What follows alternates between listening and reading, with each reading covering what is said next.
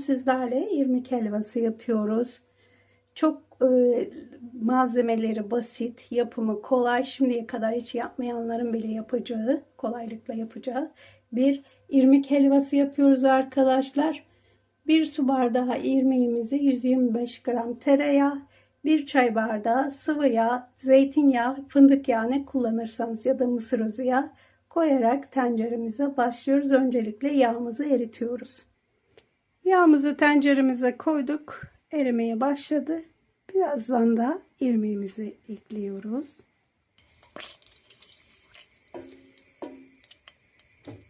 İrmiğimizi de ekleyelim. Ve orta ateşte irmiğimizi karıştırmaya başlayalım.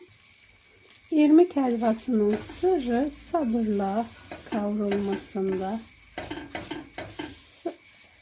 Güzelce kavurursak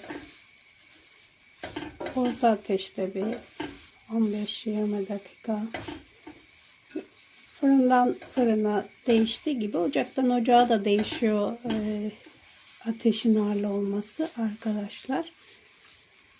O yüzden şöyle rengi dönene kadar güzelce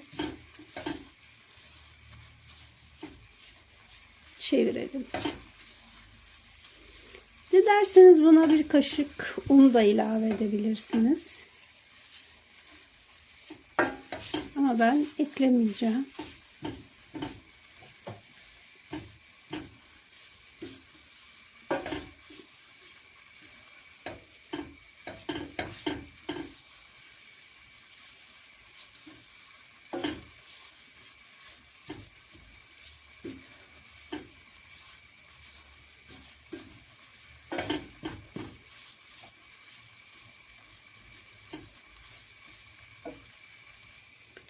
Ağır ağır sabırla helvayı kavurmaya devam ediyoruz.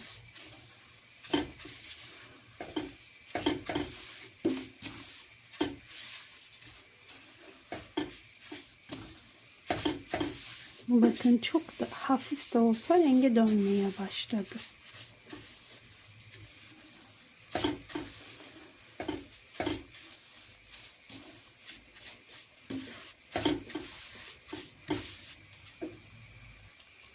Bakın pembeleşmeye başladık. Görüyor musunuz?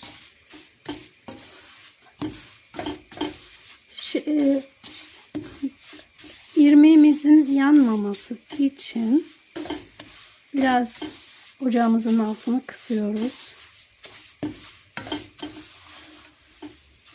Bundan sonra ağır ağır kavuracağız.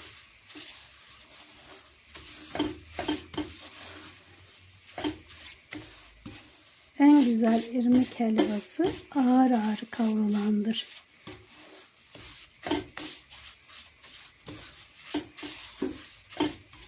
Şöyle biraz kısayım ocağımın altını.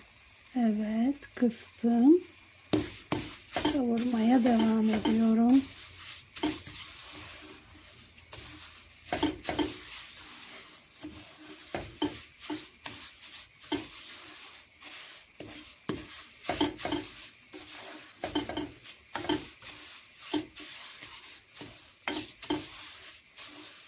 Çam fıstığıyla yapacaksınız. Sakın önceden fıstığınızı kavurarak işe başlamayın. Çam fıstığınız yanacak.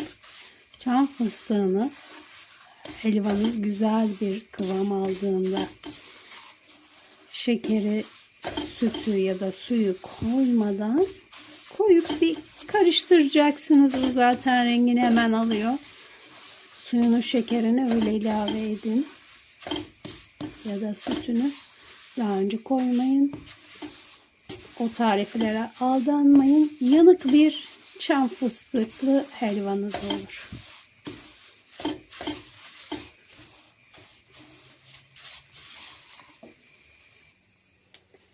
İrmik helvamız yavaş yavaş rengini almaya başladı. Bakın.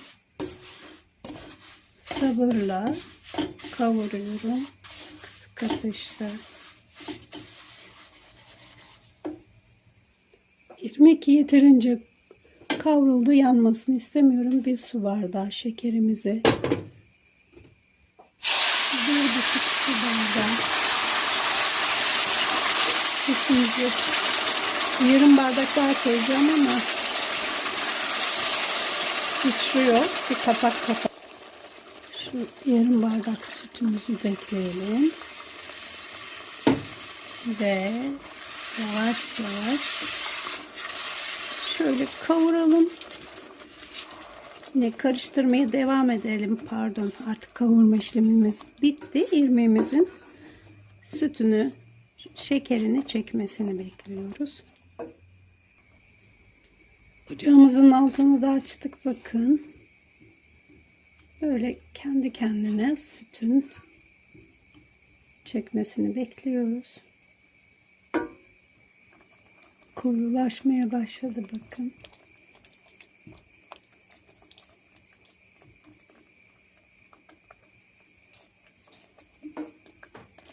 Helvamızda en ufak bir topaklanma yok, görüyorsunuz.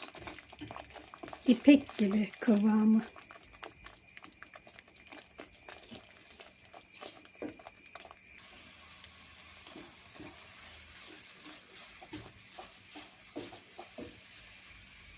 Pişen helvamızın altını kapatıyoruz. Üzerine de kapağını kapatalım ki bir dinlensin, kendine gelsin. Helvamızın soğumasını bekliyoruz. İrmik helvamız soğudu. Bakın en ufak bir topaklanma da yok. Sunuma geçebiliriz. Benim şöyle bir sunum kabım var. Mutlaka her evde de vardır. Bastıra bastıra helvamızı içine koyuyoruz. Şeklinin güzel çıkmasını istiyoruz.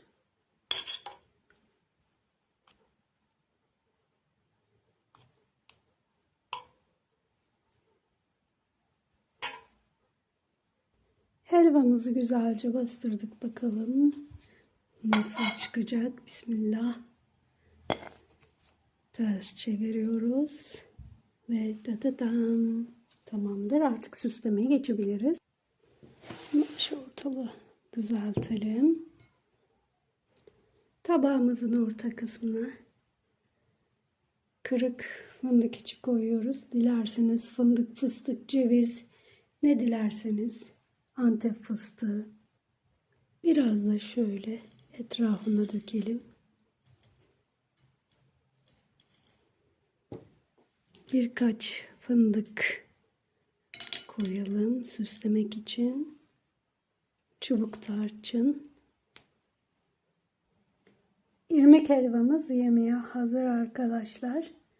Videomuzun sonuna geldik. Başka videolarda görüşmek üzere. İyi günler.